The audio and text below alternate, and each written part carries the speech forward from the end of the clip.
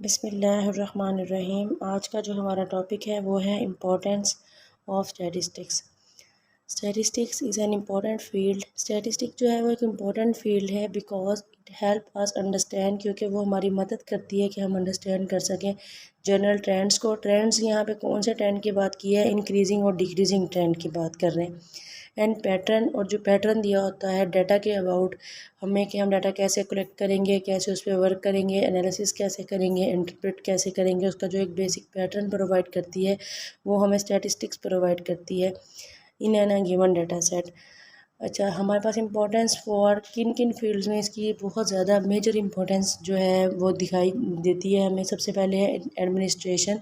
Administration में सारा data record होता है और उस डाटा के मुताबिक वो एडमिनिस्ट्रेटिव जो ऑफिसर्स होते हैं या डिफरेंट वहाँ पे जो वर्कर्स वर्क कर रहे होते हैं वो बेसिकली स्टैटिस्टिक्स के ही पर्सन होते हैं और वो सारा डील करके बताते हैं कि हमें जो है वो किस चीज़ की डिमांड होगी और किस किस किस चीज़ की हमारे पास सप्लाई आनी चाहिए, हमारा बजट क्या होगा। सेकंड पॉइंट हमारे पास है बिजनेसमैन। अगर हम बिजनेसमैन की तरफ देखें तो हमारे पास जो भी बिजनेसमैन कोई भी बिज़नेस स्टार्ट करता है तो पहले वो जो है ऑलरेडी जो बिज़नेस कर रहे होते हैं लोग, उनकी जो है वो प्रोसेस देखता है। ठीक है, फिर उसके मुताबिक अपना जो है वर्क करने से पहले फोरकास्ट करवा लेता है। ठीक है, कि जो प्राइस है, कोई भी अगर वो बिज़नेस स्टार्ट कर रहा है या कोई प्रोडक्ट वो लॉन्च करने जा रहा है तो उसकी प्राइस अभी क्या है और फ्यूचर में अगर उसका जो है उसकी डिमांड होगी या नहीं होगी, तो उसके मुताबिक वो एक न्यू बिज़नेस स्टार्ट करता है। यानी कि ऑलरेडी जो एग्जिस्टिंग लोग होते हैं जो कि बिज़नेस कर रहे होते हैं, कंपटीटर्स होते हैं उसके डिफरेंट, वो उनको देखता है और उसके बाद वो जो है अपना बिज़नेस स्टार्ट करता है। तो इसमें भी स्टैटिस्टिक एक बेसिक रोल प्ले कर रही है। उसके बाद हमारे पास है एग्रीकल्चर। एग्रीकल्चर में क्या आता है? डिफरेंट किस्म की प्लांटेशन की जाती है, फिर टाइमली उनको जो है वो ड्रेस किया जाता है कि वो लॉस में जा रहे हैं या फिर वो जो है जो उन्होंने प्लांटिंग की होती है कि वो सक्सेस में जाएगी या वो लॉस में जाएगी।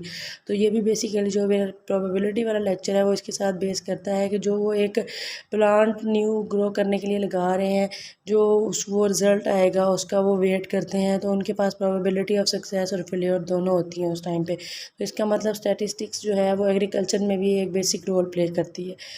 नेक्स्ट हमारे पास फोर है इकोनॉमिक्स। हमारी बेसिकली जो इकोनॉमिक्स है या इकोनॉमी है हमारी, वो बेसिकली जो है वो स्टैटिस्टिक्स पे बेस करती है, क्योंकि अगर स्टैटिस्टिक्स ना हो तो उनको इस चीज़ के लिए फॉरकास्टिंग ना मिले कि फ्यूचर में अगर वो कोई प्रोडक्ट लेकर आ रहे हैं उसकी सप्लाई कितनी होगी, उसको हम लोग जो है उसकी डिमांड कितनी होगी। तो वो जो प्रोडक्ट लॉन्च करने के लिए और अपने इम्पोर्टेंट डिसीजंस देने के लिए जो इकोनॉमिक्स जो है बेसिकली वो स्टैटिस्टिक्स को ही फॉलो करती है। और बेसिकली इकोनॉमिक्स में इकोनोमेट्रिक्स एक इनका प्रॉपर सब्जेक्ट है जो कि बेसिकली पूरा का पूरा स्टैटिस्टिकल बेस्ड सब्जेक्ट है। तो इस तरह स्टैटिस्टिक्स इकोनॉमिक्स में भी एक रोल प्ले करती है, एक इम्पॉर्टेंट रोल प्ले करती है। उसके बाद हमारे पास आ जाता है बैंकिंग। बैंकिंग में जितनी भी हमारे पास इंटरेस्ट रेट हो गया, उस पर जितना लोग वर्क कर रहे होते हैं, जो डेली की इनकम आ रही होती है और जो डेली का विदड्रॉ होता है, उसका जो प्रॉपर प्रोसीजर है वो बेसिकली सारा न्यूमेरिकल होता है। तो वो भी बेसिकली स्टैटिस्टिक्स पे बेस कर रहा होता है। उसके बाद हमारे पास आते हैं इंश्योरेंस कंपनीज़। इंश्योरेंस कंपनीज़, अगर कोई न्यू इंश्योरेंस कंपनीज़ ओपन कर रहा है तो वो पहले से ऑलरेडी जो इंश्योरेंस कंपनीज़ मौजूद हैं वो उनका सिस्टम सारा देखेगा, उसको देखकर वो पहले से अपना पूरा प्लान बनाएगा। प्लान बनाने के बाद एनालिसिस करेगा क्या जो आने वाला कल है उसमें जो इंश्योरेंस पॉलिसीज़ हैं उनकी डिमांड ज़्यादा होगी या कम होगी। इट मीन्स दैट कि लोग इंश्योरेंस करवाएंगे या नहीं करवाएंगे। तो उसको देखते हुए वो फॉरकास्ट करेगा। बेसिकली वो फॉरकास्ट इसलिए करेगा ताकि फ्यूचर में अगर वो कोई इंश्योरेंस पॉलिसीज़ को फॉलो करते हैं लोग या नहीं करते, वो पहले से फॉरकास्ट कर लेगा। उसके मुताबिक फिर वो अपनी इंश्योरेंस पॉलिसीज़ की यानी कि कंपनी जो न्यू कंपनी है वो तब शुरू करेगा। इसमें जितने भी टॉपिक इम्पोर्टेंस ऑफ स्टैटिस्टिक्स के साथ लिंक हम कर रहे हैं वो सारे टॉपिक्स इसी बात से लिंक करते हैं कि जितने भी टॉपिक्स हैं बेसिकली फ्यूचर फोरकास्ट के लिए हम जो बेस्ट डिसीजन फ्यूचर में लेना होता है उसके लिए स्टैटिस्टिक्स एक मेजर रोल प्ले कर रहा है। उसके बाद हमारे पास नेक्स्ट टॉपिक है हमारे पास variable and their types. Variable की हमारे पास टाइप्स होती हैं, क्वांटिटेटिव होती है, वो न्यूमेरिकल होती है, और जो क्वालिटेटिव होती है वो कैटेगोरिकल होती है। उसके अंदर फिर हमारे पास जो क्वांटिटिव और न्यूमेरिकल वेरिएबल्स हैं उनमें हमारे पास दो दो उसकी आगे फर्दर टाइप्स हैं। वो है कॉन्टीन्यूस और डिस्क्रीट होती है। जो कॉन्टीन्यूस है बेसिकली वो इंटरवल और रेशो जो कि मेजरमेंट स्केल्स होते हैं, जो हम नेक्स्ट लेक्चर में डिटेल में डिस्कस करेंगे। और इसी तरह से क्वालिटेटिव और कैटेगोरिकल में भी जो हम नॉमिनल ऑर्डिनल की बात कर रहे हैं ये भी मेजरमेंट स्केल्स हैं। उसके बाद हमारे पास क्या आता है, डेफिनेशन आ जाती है वेरिएबल की। A variable is a quantity that can change not fixed. इसका वेरिएबल का मतलब क्या है, सबसे पहले जो इसका नाम है उससे ही समझ आती है कि वेरी करना। वेरी करने का मतलब ये है कि जो वैल्यू हमारे पास आएंगी वो कांस्टेंट नहीं होंगी, वो चेंज हो रही होंगी, यानी कि वो कांस्टेंट नहीं होंगी, तो हम लोग फिक्स्ड नहीं होंगी। तो वेरिएबल की बेसिकली डेफिनेशन ये है। तो उसके बाद एग्जांपल इसमें आ जाती है, एज है जो कि चेंज होती है, हर वेरी कर रही होती है। सेक्स है वो भी वेरी कर रहा होता है। इनकम है वो भी वेरी कर रही होती है। कलर है मतलब आइज़ का कलर हो गया, हेयर कलर हो गया, स्किन कलर हो गया, तो वो भी हर जो पर्सन है उसका एक दूसरे के साथ चेंज होता है। क्लास के ग्रेड्स हैं वो भी चेंज होते हैं। जैसे फॉर एग्जांपल हम किसी भी क्लास की सीजीपीए देखें तो सब बच्चों की सीजीपीए या फिर जीपीए वो सेम नहीं होती, वो वेरी कर रही होती है। तो बेसिकली वेरिएबल इस चीज़ से लिंक करता है।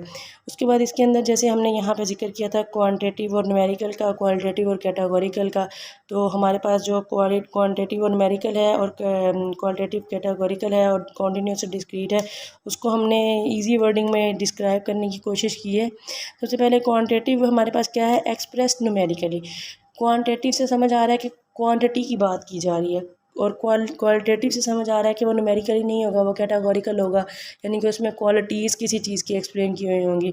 तो हमारे पास इसमें एग्जांपल के तौर पे एज, वेट और इनकम आ जाती है। और यहाँ पर एग्जांपल के तौर पे hair colour, eye colour, gender, skin colour आ सकता है। ठीक है, डिफरेंट जो हमारे पास कैटेगरीज होती हैं जो कि क्वालिटीज़ होती हैं। जैसे कि अगर फूड की क्वालिटी देखी जाए तो वो गुड क्वालिटी हो सकती है और बैड क्वालिटी भी हो सकती है, तो वो भी बेसिकली क्वालिटेटिव में आता है। उसके बाद हमारे पास इसके साथ जो डिस्क्रीट और कॉन्टीन्यूस है उसके बारे में बात कर लेते हैं। Numbered values that can only take certain values. इसका मतलब ये है जो डिस्क्रीट होता है वो वैल्यूज़ जो होती हैं वो कांस्टेंट होती हैं, यानी कि वो जंप करती हैं, लेकिन उनके अंदर कोई भी जो है इंटरवल नहीं होता, कोई उनकी रेंज नहीं होती।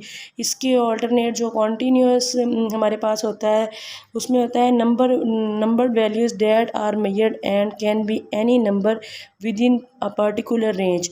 इसमें क्या है, हमारे पास एक पर्टिकुलर रेंज होती है। ठीक है, जैसे कि अगर हम लोग नेक्स्ट डिस्कस करेंगे थर्ड चैप्टर में, हम क्लासेस बनाते हैं, उसके फ्रीक्वेंसीज फाइंड आउट करते हैं। जो क्लासेस होती हैं बेसिकली वो एक रेंज को शो कर रही होती है। जैसे यहाँ पर पहली 0 से 0.5 तक है, फिर 1.1 है, फिर 1.5 है, यानी कि इनके दरमियान में कुछ इंटरवल है और प्रॉपर कोई रेंज है जिसको फॉलो करके हम सॉल्व करें। डिस्क्रीट में हम जंप कर सकते हैं वैल्यूज़ को, लेकिन ये क्या होता है, कांस्टेंट वैल्यूज़ होती हैं, पॉइंट में वैल्यूज़ नहीं होती। नेक्स्ट जो हमारा लेक्चर होगा वो इंशाल्लाह जो है मेजरमेंट्स स्केल्स पे होगा। उसमें हम ये 4 मेजरमेंट्स जो हमने यहाँ पे कॉन्टीन्यूस में बताई हैं कि इंटरवल और रेशो होगी, और डिस्क्रीट में उसमें क्वालिटेटिव में हमने बताई हैं कि नॉमिनल और ऑर्डिनल होगा। तो नेक्स्ट टाइम इंशाल्लाह इसको डिस्कस करेंगे।